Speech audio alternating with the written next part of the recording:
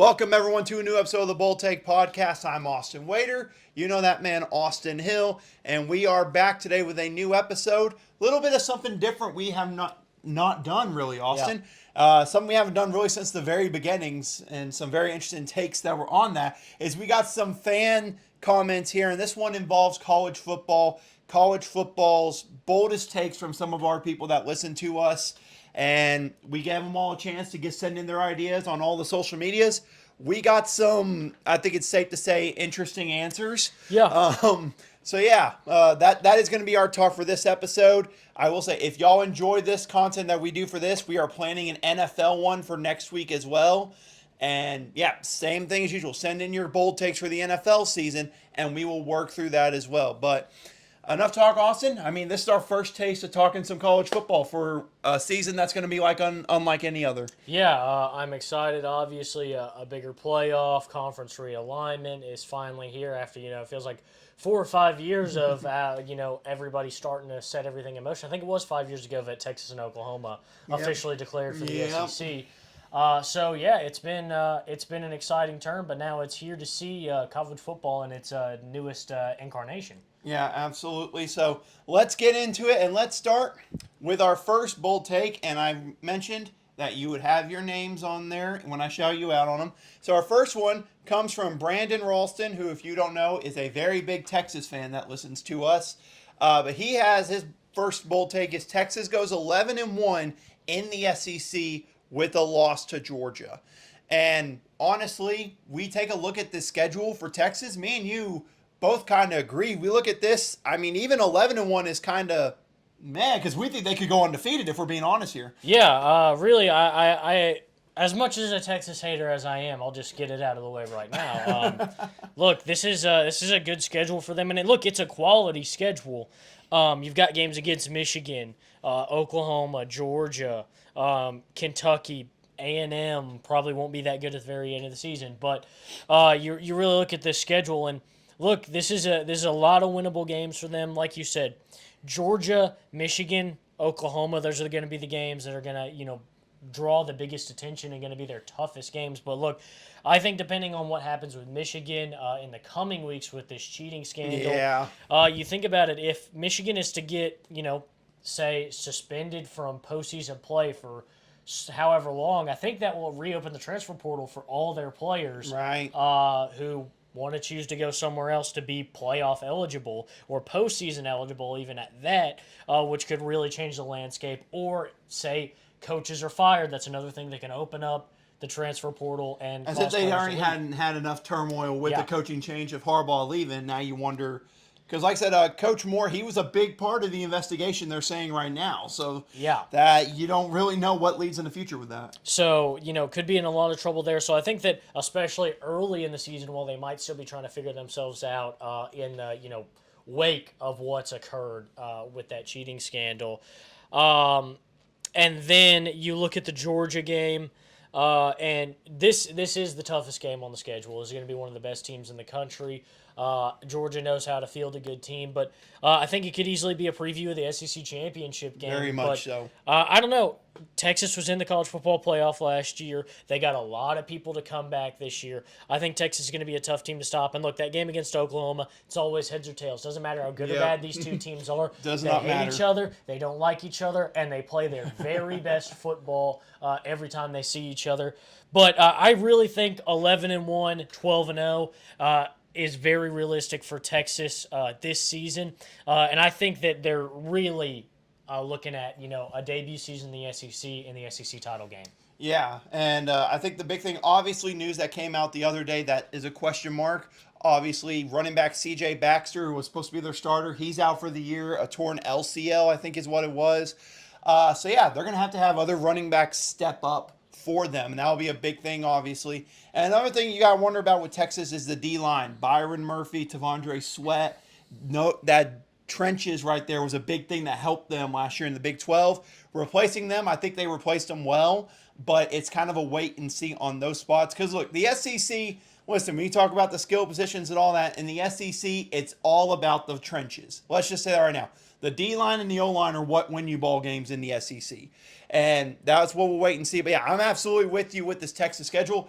Georgia's the only one I look at and saying, well, yeah, really, they could lose that game. Yeah. The rest of them I look at and say, yeah, there's a light chance at Michigan, but like he said, you don't know what to expect.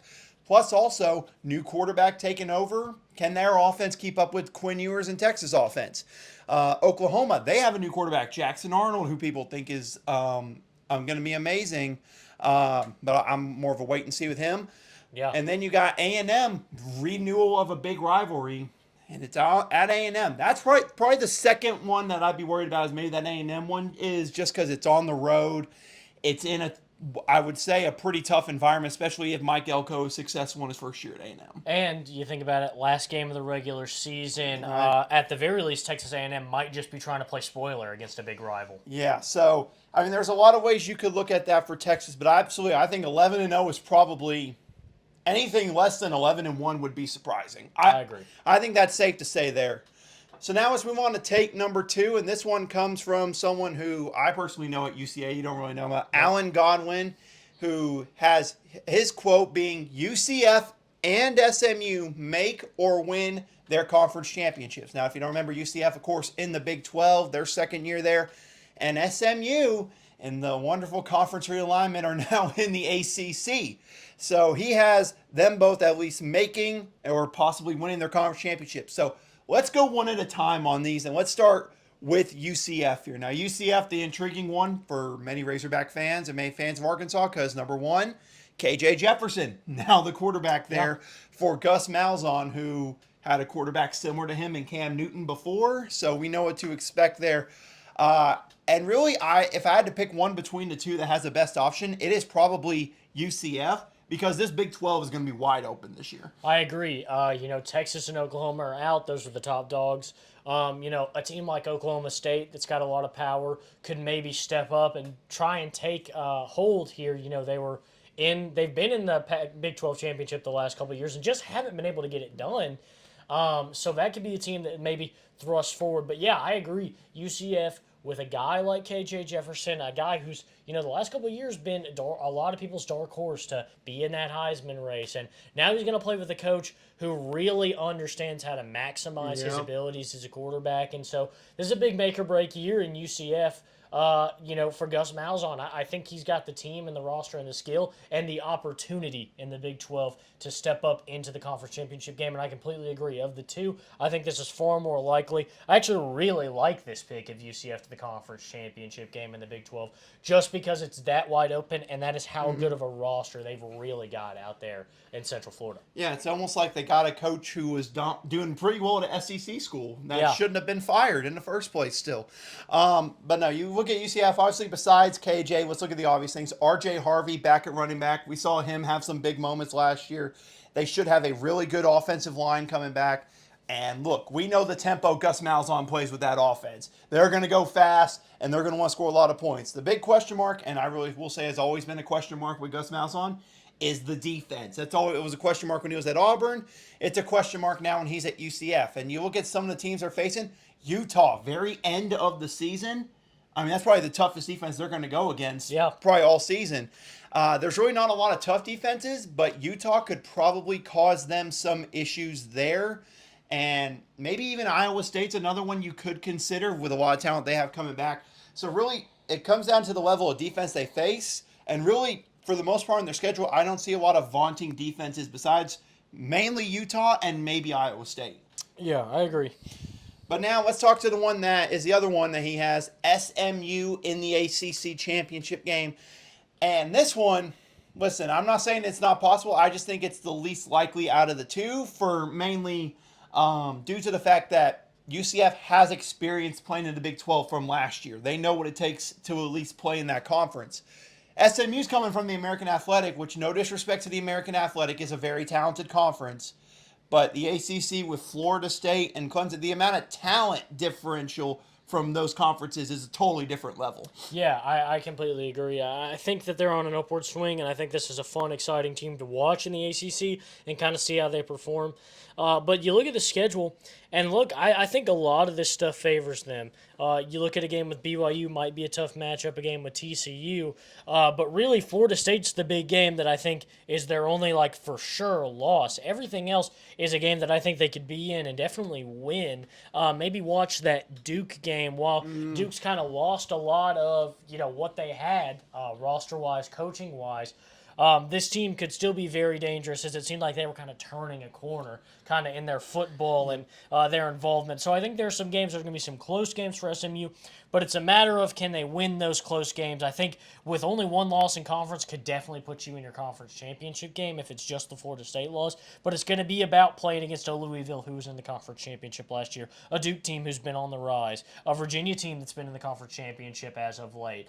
So it's going to be a battle, and it's certainly going to have to try and prove yourself in the ACC and kind of what you're made of. Yeah, I mean, I really think so. And similar to UCF, look, SMU's offense, Preston Stone and quarterback, the offense has not been an issue for them.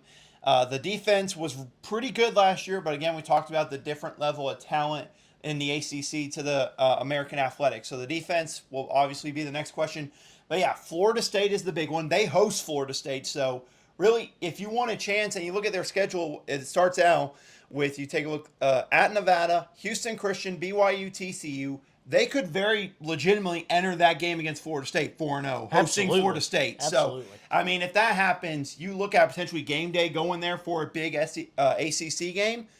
But I think the tricky part is if you win that game, then you're at Louisville the next week and you have to keep on going. That's the thing. If they get some big wins in ACC play, how do they continue to build off it? Because they've not gone through a week-to-week schedule like this. And not to mention playing some teams.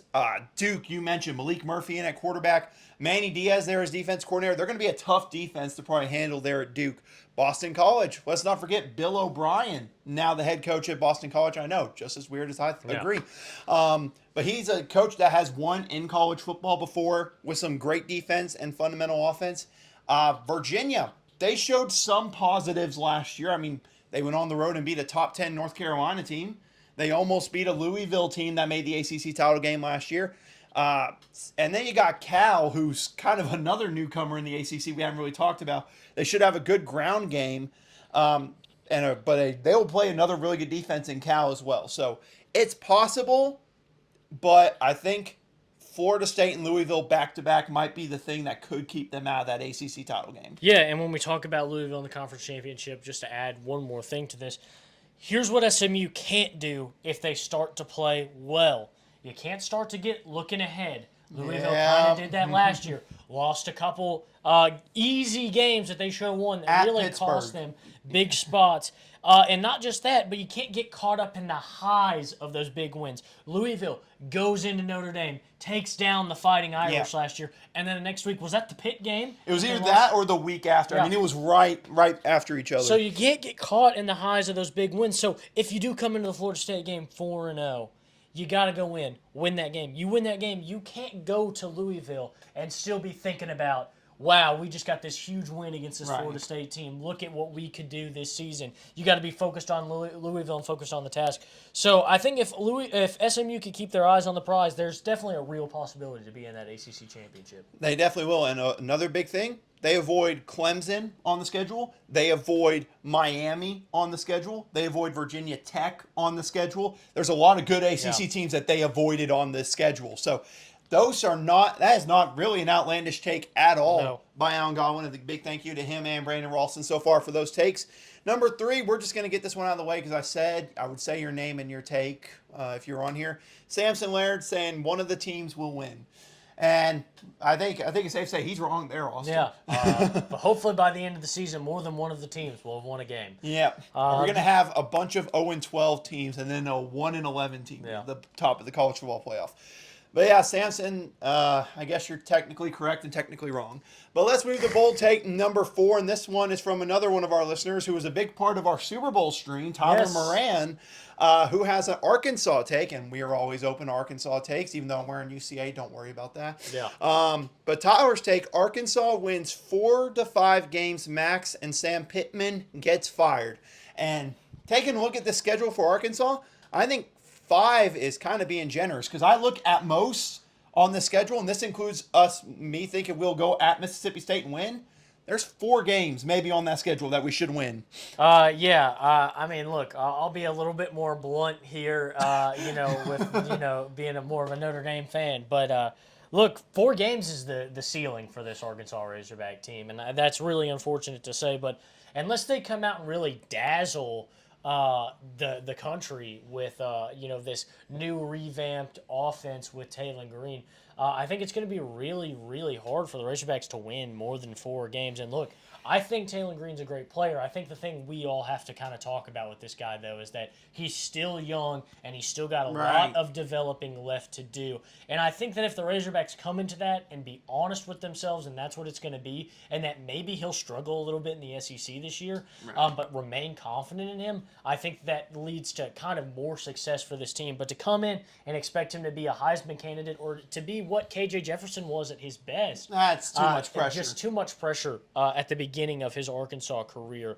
But yes, I think Sam Pittman is on the hot seat. Look, I've never seen a coach being on the hot seat more publicly talked about in the build-up to a season than it has been. I mean, you have coaches at SEC Media Days anonymously saying that, yeah, everybody knows Pittman's done this year. It's just a matter of when. You have sources from the university saying it'll be sometime in October. So, look, I mean, I've never seen this before. You've never seen it this open that a coach is going to lose his job in the middle of the season. And so I think it'd be a miracle if Sam Pittman doesn't somehow lose his job. They brought in Petrino.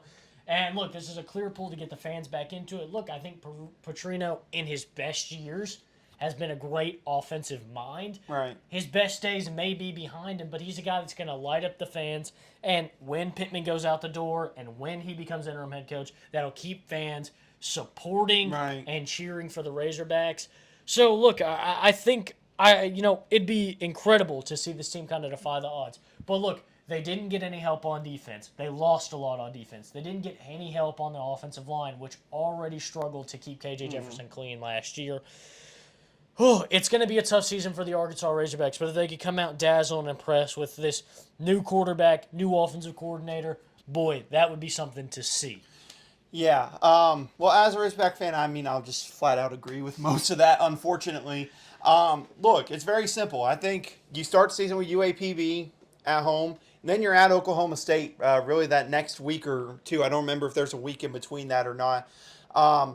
But look, that Oklahoma State game, I'm not expecting them to win, but that'll be my actual first test of being like, okay, can this team actually go out and compete with Oklahoma State? Because let's face it, Oklahoma State's the favorite to win the Big 12. They have a lot of talent come back. They have best running back in the country and a very experienced quarterback. I mean, it's a litmus test, I think, to say the least, about how they'll go and perform there. But like I said, I mean, the main ones, UAPB, UAB, maybe at Mississippi State, just because I think Mississippi State will probably be not very good this year either. Agree. And then Louisiana Tech, although UAB, I'm not going to lie to you, that UAB game might be tricky. I know they weren't great last year, but I have my worries. After the Liberty game like 2 years ago, I have my concerns against some of those elite near the top for the non-Power 4 conference. So I think this is a very legitimate take. And look, let's just be honest with the Bobby Petrino thing. I think many people would have been on board if they fired Sam and hired Bobby. I think many people would have been on board with that. Yeah. And many people, I think, have bluntly said he should be the head coach and it should be the other way around, if we're being honest. So I'm excited to see what Bobby does. I've seen a lot of I formation stuff they're doing at camp. I haven't seen the I formation at Arkansas since Brett Bielema. Bobby Petrino was there the last time. So, but I am a Taylor Green stan, as this man knows, and I've been since his freshman year at Boise State. But like you said, we got to be patient with him and not expect him to go and win a Heisman. The SEC is not the Mountain West. Yeah. Now, did I win a Heisman with him on College Football 25? Yes, I did, but that's a totally different story there.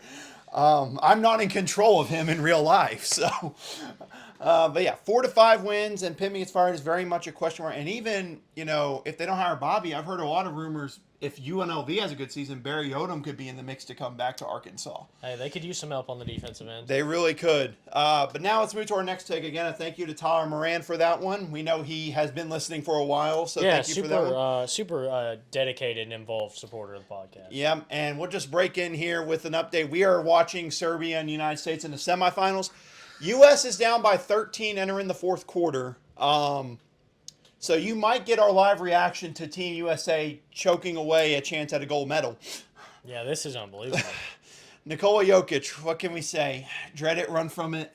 He arrives. It's because DeMar DeRozan's not on Team USA. 2016? No, was he on 2016 team? Was he on 2020? 2012 or 2016. I want to say it was 2016. Yeah, I think it was 2016. But we all know who should not be there. But the next bold take on here comes from someone who I do another show with, David Green, and this is just personal bias with him, saying Bryce Bohannon will win the Heisman. You know who this is. Mr. Waiter and I unfortunately do know.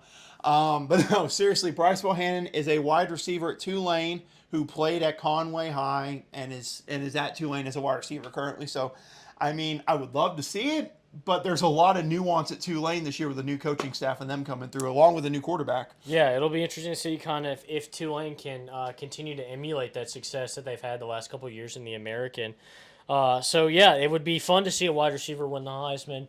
But I'll say, if any wide receiver is going to win it, T'Chon Chapman at Marshall won 2 Heismans back-to-back at Marshall with T'Chon Chapman. So that would be my favorite wide receiver to win the Heisman this year. If you know about this man and what he did at Marshall and now at North Carolina. What, 3 in a row? 3 in a row at North Carolina? 4 in a row. 4 in a row. We're working on 5. Oh, man. The dynasty is for real at North Carolina. Heisman difficulty, too. Nobody can say Yeah, it isn't. Heisman difficulty. But now let's get to our next bold take, and we'll get back to some legitimate ones here. From someone we both know kind of well, and Ethan Rocker. We got multiple from him. And his first one is Georgia loses a regular season game, and he adds in parentheses potentially to Texas, Bama, or Ole Miss.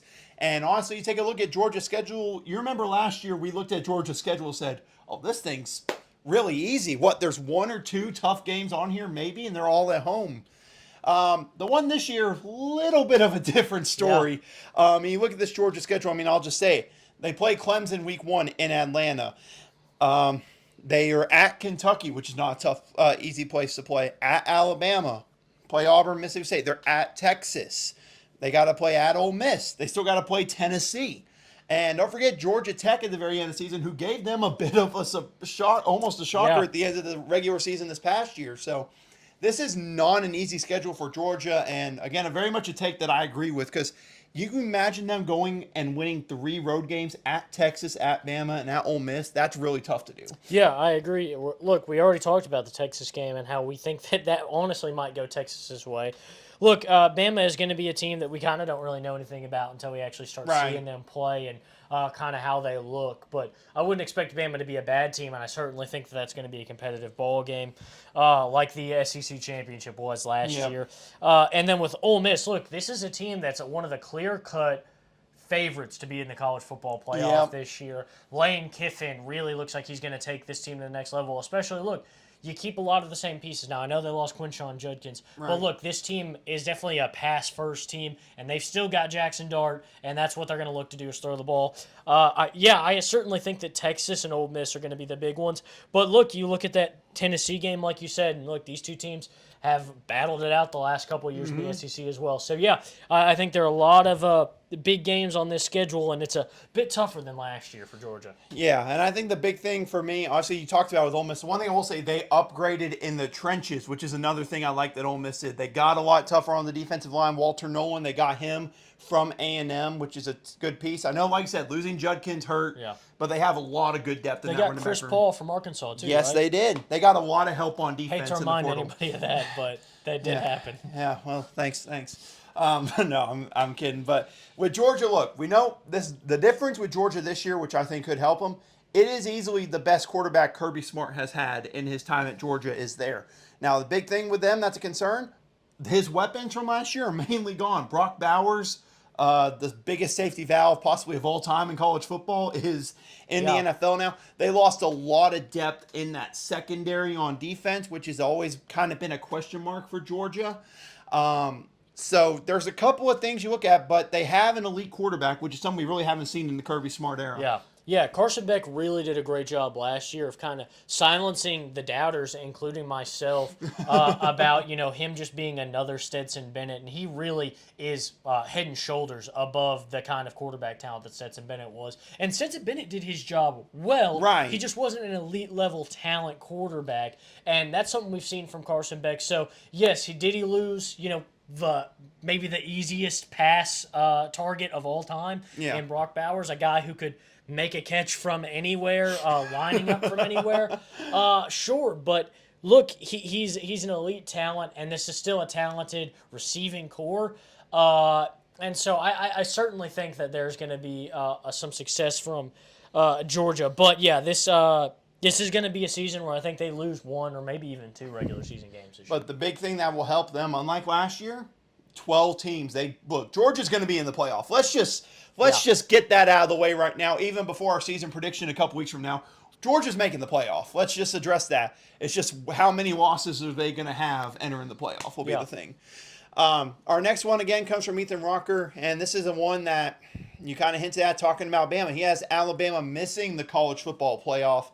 And this Bama schedule, really, it's an interesting schedule for Alabama.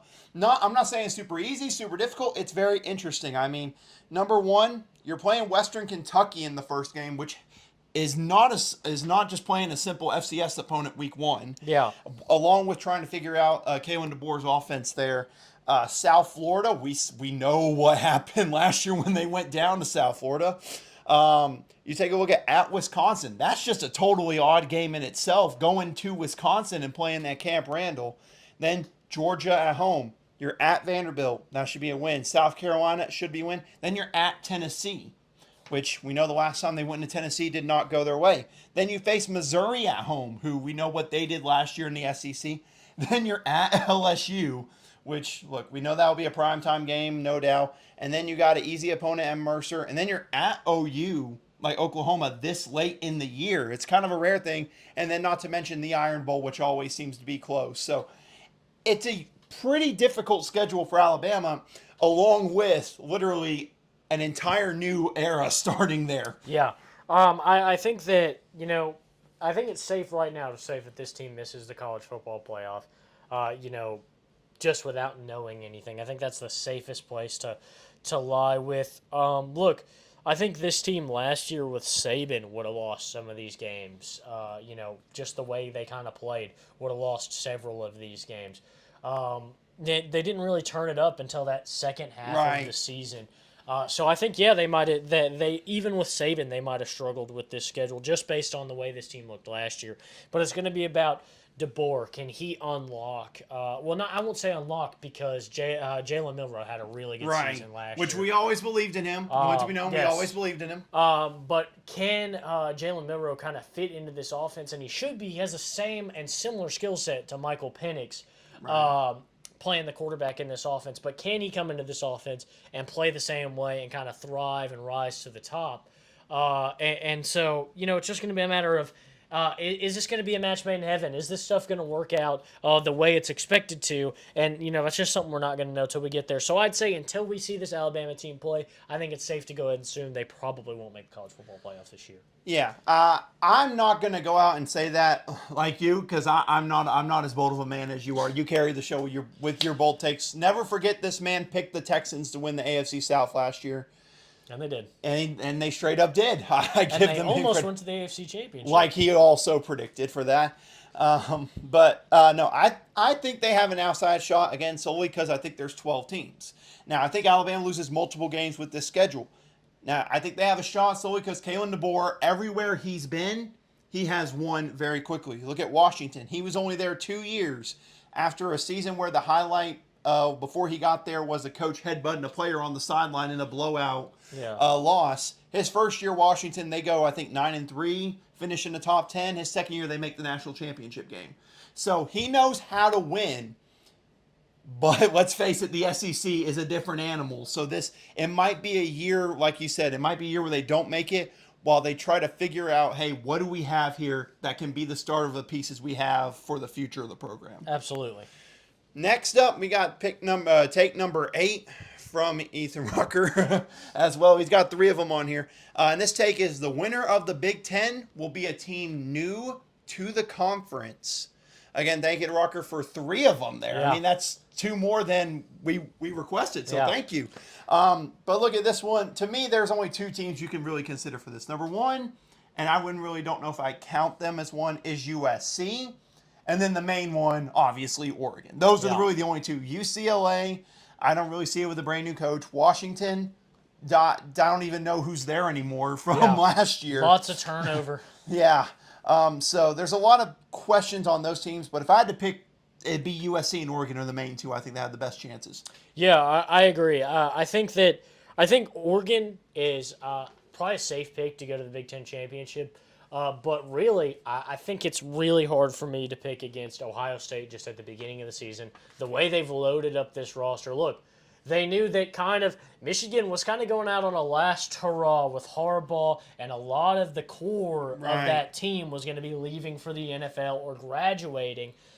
This was kind of like, let's get it while we can because this is our best chance. Right. Now Ohio State loads up this roster, and now they look to push their biggest rival out of the way. And so I think that's going to lead to maybe playing most likely Oregon in the Big Ten championship. But look, Oregon has loaded up a roster itself, got Dylan Gabriel. Dante Moore's the backup. I was just about to say, if things don't work out with Dylan Gabriel, they've got one of the most exciting young quarterbacks in the country on the bench. So, man, it really is a good look, I think, for Oregon to try and compete for the Big Ten. I think they'll be there. But I really think that this is Ohio State's race to lose.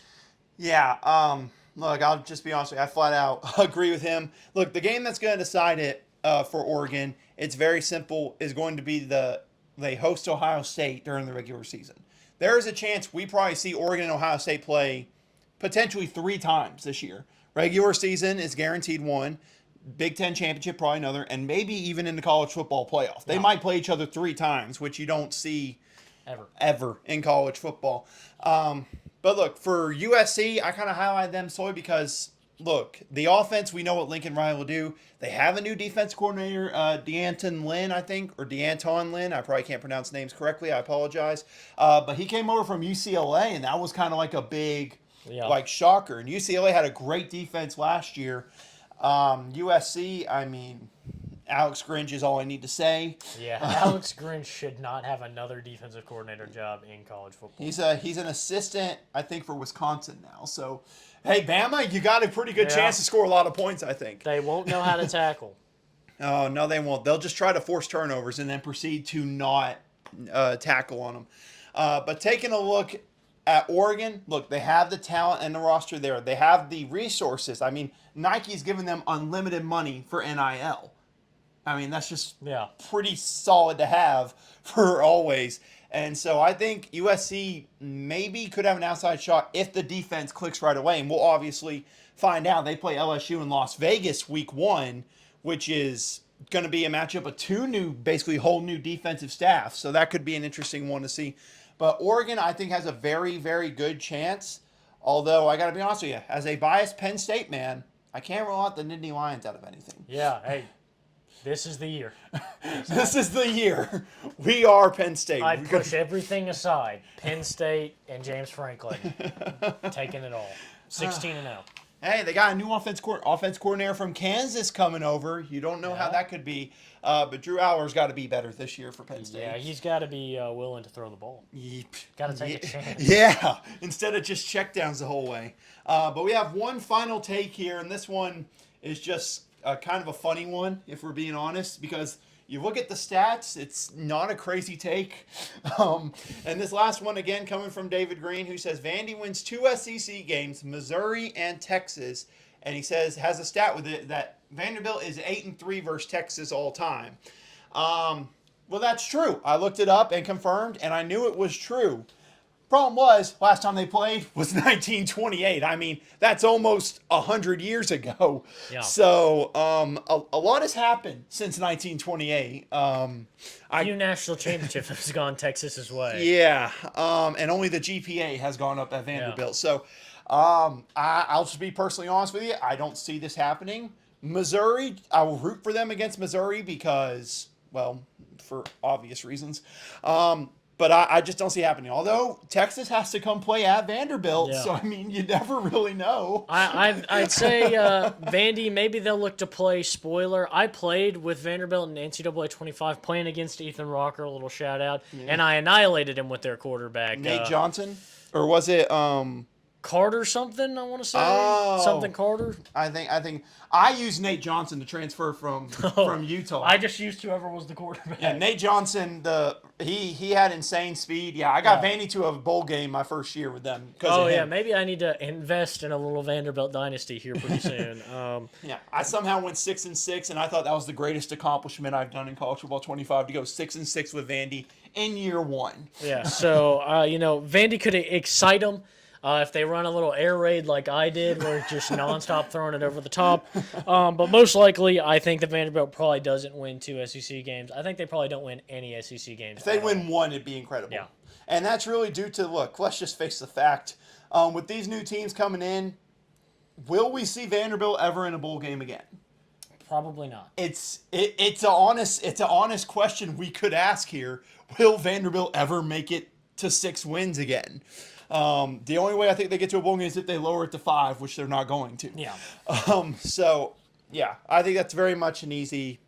Sorry, David. I know you want to believe it. I know you saw the stat, but the last time they played was 1928. So, yeah, we'll wait and see. But that is all of our bold takes. A big thank you to everyone who sent in a take for us to react to. Again, I'll say the names: Brandon Ralston, Alan Godwin, Samson Laird for his little comment, David Green, Tyler Moran, Ethan Rocker. A big thank you to all you guys for sending in your takes for us to react to.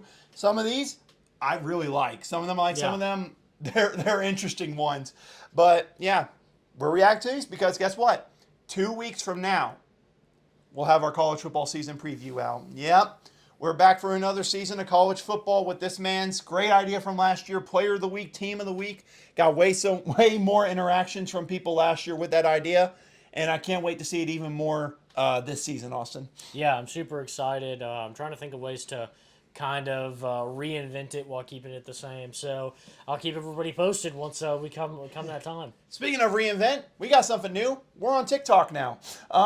Yeah, that's that was an interesting video I posted. So if you followed us on TikTok, you can. I don't know how much I'll do for this episode, but throughout the season, we'll probably post some clips of our picks on there. So make sure and go follow us on TikTok. Yep, we're trying to make it on TikTok famous now. We're not doing any dances, though. No. So that'll be interesting. But I got nothing else to add, Austin. Next week, we're going to maybe try, and we're going to post it again, NFL bold takes. And there could be plenty of bold takes for this NFL season with a lot of new changes around there. We will let you know whenever that becomes public that we're taking those. But I got nothing else to add, Austin. Football season's right there. Preseason for the NFL tonight. Yes. Tonight, yeah, you're right. Yeah, and you'll get to see Caleb Williams on Saturday for the first time. Yeah, how are you feeling? I'm ready to see him play. I had fun watching Hard Knocks this past week. Solid episode. Episode. But I'm ready to see him play. I'm ready to see just kind of the beginning of that chemistry with Keenan Allen and DJ Moore, Romo Dunze, and just kind of see what the team looks like right out the gates. I'm not expecting too much from a preseason game or really from this season at all. But just to see kind of where we're at and, what he looks like in an NFL game. Yeah. Steelers, I'm just waiting on when Brandon Ayuk's going to get traded to us. Yeah. It's just a matter of when at this point. I really don't know. But I'm also excited for a new quarterback play. I can't wait to see how that'll be with Russell Wilson, who's not playing this game. It'll be Justin Fields starting. But yeah, it's going to be interesting to see. Preseason starts, like we said, NFL bold takes. We'll send that out to you guys to let y'all give us your takes for the season. But that is going to be it for this episode. That's Austin Hill. I'm Austin Waiter. We want to thank you for watching.